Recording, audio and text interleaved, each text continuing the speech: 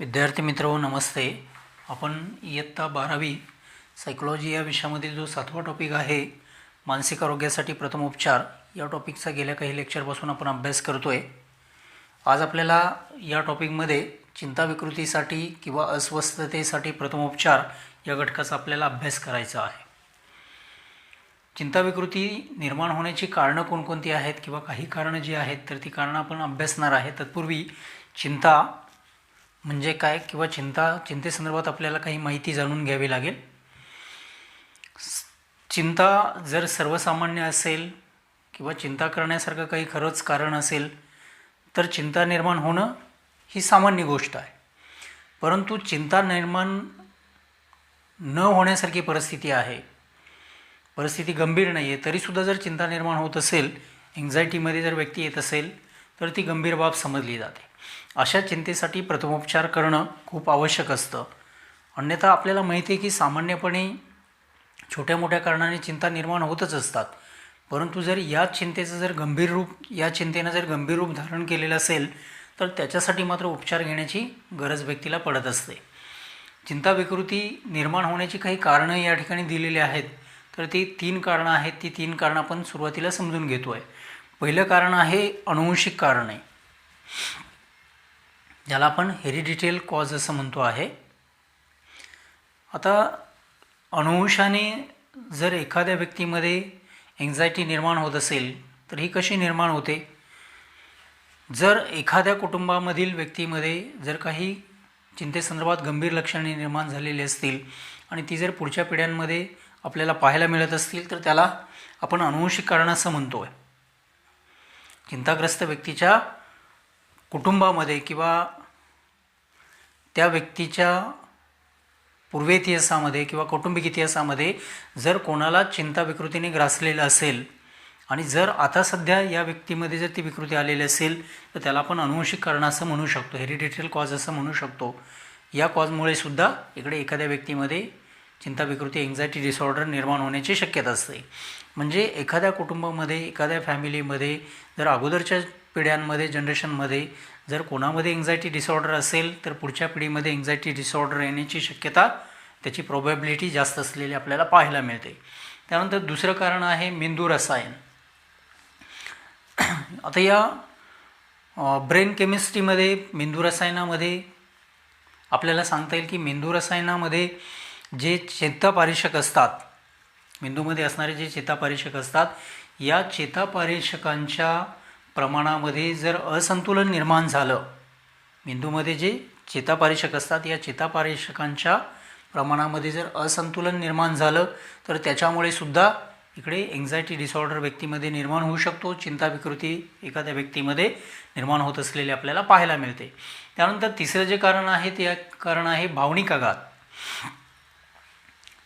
आता भावनिक आघात, एखाद्या कुटुंबामध्ये एखाद्या व्यक्तीला मारहाण होत असेल, एखाद्या व्यक्तीवरती बलात्कार झालेला असेल किंवा आईवडील दोघांपैकी एकाचं जर दुःखद निधन झालेलं असेल, मृत्यू ओढावलेला असेल किंवा आईवडिलांचा डिवोर्स घटस्फोट असेल किंवा एखाद्या व्यक्तीला परीक्षेचं आलेलं दडपण असेल तर यासारख्या कारणामुळे व्यक्ती भावनिक ताणतणावामध्ये येते आणि भावनिक ताणतणावामुळे सुद्धा इथे भावनिक आघात होतात आणि त्यामुळे एखादा व्यक्ती एन्झायटी डिसऑर्डरमध्ये जातो, चिंता विकृतीने त्याला ग्रासलं जातं.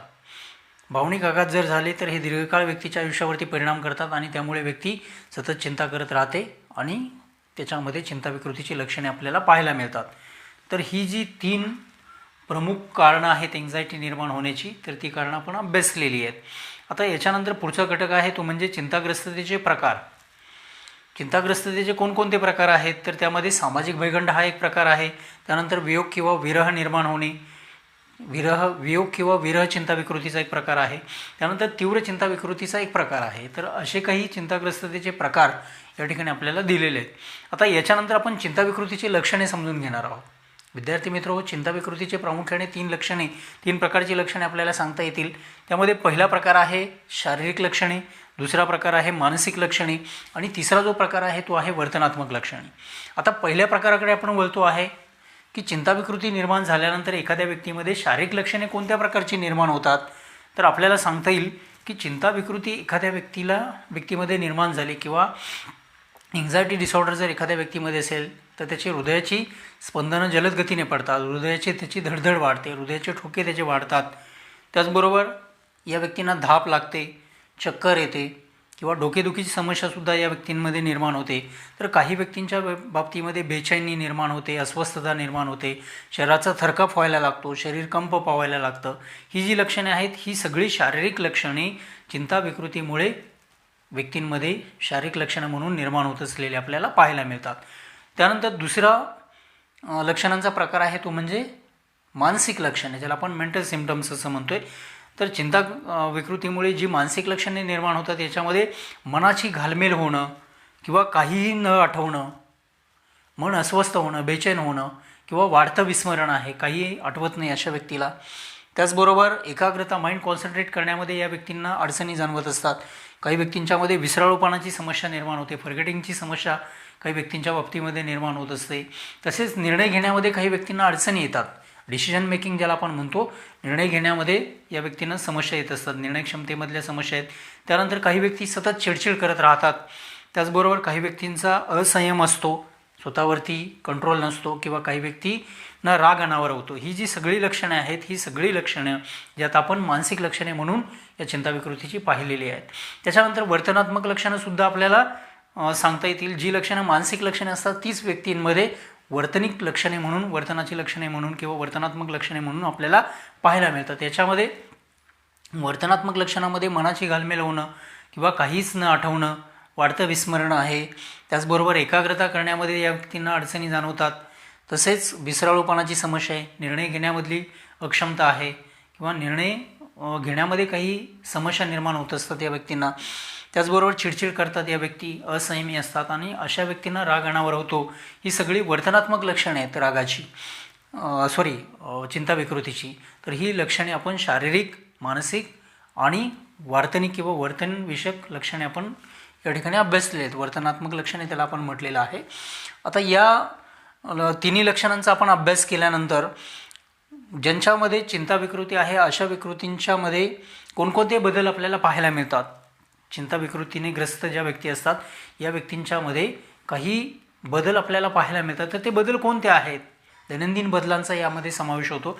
तर अशा व्यक्तींच्यामध्ये जर समजा एखाद्या मुलाच्या बाबतीमध्ये जर चिंता विकृती निर्माण झालेली असेल तर तो मुलगा महाविद्यालयामध्ये, शाळेमध्ये जाणं टाळाटाळ करतो. कामावर एखादा व्यक्ती असेल, मोठ्या व्यक्तींच्या बाबतीमध्ये सांगायचं झालं तर काम करणाऱ्या व्यक्ती या कामावरती जाण्याची टाळाटाळ करताना आपल्याला दिसतात. त्याचबरोबर दुसरा बदल असा होतो तो म्हणजे व्यक्ती शारीरिक आरोग्याबद्दल सतत तक्रारी करायला लागतात, की शरीराचे काही दुखणी असतील तर त्या दुखण्याबद्दल वारंवार ते बोलायला लागतात. हा दुसरा बदल आहे. तिसरा बदल आहे कुटुंबातील व्यक्तीशी चर्चा करत असताना या व्यक्ती नेहमी चिडचिड करतात. एखाद्या व्यक्तीला जर या एन्झायटी डिसऑर्डरने गाठलेलं असेल किंवा त्याच्यामध्ये ही विकृती निर्माण झालेली असेल तर तो जेव्हा आपल्या फॅमिलीबरोबर चर्चा करत असतो, मग पत्नीबरोबर चर्चा करत असेल एखादा पती किंवा आईवडिलांबरोबर मुलं चर्चा करत असतील तर ती नेहमी चिडचिड करतात किंवा इकडे अस्वस्थ होतात, बेचैन होतात. त्याच्यानंतर हे जे लोक असतात एन्झायटी डिसऑर्डरमध्ये असणारे, हे लोक आपण नेहमी कसे दिसतोय याची जास्त काळजी घेतात. याची ज्यांना जास्त काळजी वाटते की आपण कसे दिसत असू आणि याचा विचार करण्यामध्ये ते आपला जास्तीत जास्त वेळ खर्च करताना आपल्याला पाहायला मिळतात. तर हेही बदल यांच्यामध्ये दिसत आहेत. त्याचबरोबर वर्गावर किंवा कामाच्या ठिकाणी हे जे लोक असतात, हे लोक उदाहरणार्थ एखादा विद्यार्थी असेल आणि जर त्याच्यामध्ये एन्झायटी असेल तर असे जे विद्यार्थी असतात हे वर्गामध्ये शांत राहतात, काही फारसं इतरांशी काही बोलत नाही आहेत. किंवा एखादा कर्मचारी असेल तर तोही कामाच्या ठिकाणी आपल्या शांत असतो. जर काही प्रश्न विचारायची वेळ आली तरीसुद्धा हे लोक, आता समजा वर्गामध्ये एखाद्या विद्यार्थ्याला एन्झायटी आहे, चिंता विकृती आहे, तर वर्गामध्ये त्याला काही जरी अभ्यासासंदर्भातली समस्या निर्माण झाली तरी तो वर्गामध्ये शांतच असतो आणि त्याला भीती वाटते की आपण शिक्षकांना कसे प्रश्न विचारायचे. म्हणजे त्याच्यामध्ये ही भीती जी असते, ही भीती अजून एन्झायटी त्याच्यामध्ये जास्तीत जास्त क्रिएट करत असलेली आपल्याला दिसून येते. त्याच्यानंतर काही वेळा प्रश्नच विचारले त्यांनी तर एकच प्रश्न ते वारंवार विचारण्याचा प्रयत्न करतात. अशी मुलं समजा प्रश्न विचारतच नाहीत मुळामध्ये, आणि जर विचारलाच त्यांनी, विचारण्याची वेळ आलीच तर हे लोक काय करतात की एकच प्रश्न पुन्हा पुन्हा विचारण्याचा सुद्धा प्रयत्न करत असतात. त्यानंतर या व्यक्तींमध्ये घाम येणं, अनावश्यक हालचाली आपल्याला पाहायला मिळतात. तर विद्यार्थी मित्र हो, आत्ताच आपण या चिंताविकृती संदर्भामध्ये काही माहिती या ठिकाणी प्राप्त केलेली आहे. चिंताविकृतीची काही कारणं आपण पाहिलेली आहेत. त्याच्यानंतर चिंताविकृतीमध्ये कोणत्या प्रकारचे बदल होत असतात या बदलाविषयीसुद्धा आपण माहिती आज प्राप्त केलेली आहे. त्याचबरोबर चिंताविकृतीची लक्षणेसुद्धा आपण अभ्यासलेली आहेत. तर विद्यार्थी मित्र हो, इथे चिंताविकृती निर्माण झाल्यानंतर एखाद्या व्यक्तीमध्ये कोणत्या स्वरूपाचे बदल होत असतात याही बदलांचा आपण इथे अभ्यास केलेला आहे. यानंतरचा जो पुढचा घटक आहे तो आपण पुढच्या लेक्चरमध्ये पाहतोय. तोपर्यंत आपण थांबतोय. धन्यवाद.